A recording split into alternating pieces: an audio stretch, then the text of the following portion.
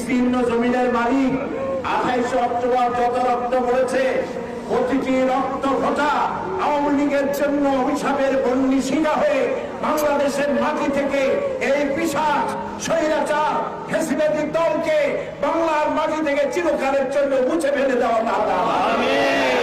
প্রত্যেকটি রক্ত ফোঁটার বদলায় এই বাংলাদেশের দেশপ্রেমিক ইসলামী মূল্যবোধে বিশ্বাসী সরকারকে আগামী নির্বাচনে তুমি প্রতিষ্ঠিত করে দাও। আল্লাহ তুমি দয়া করে এই দোয়া তুমি কবুল করে নাও। আমি আর বক্তৃতা রাখতে পারছি না।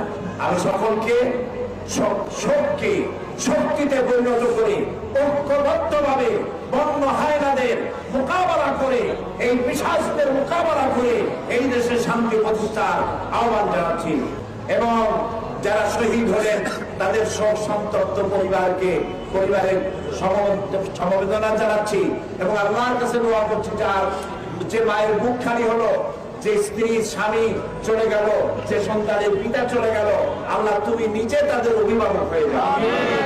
আল্লাহ হাফেজ।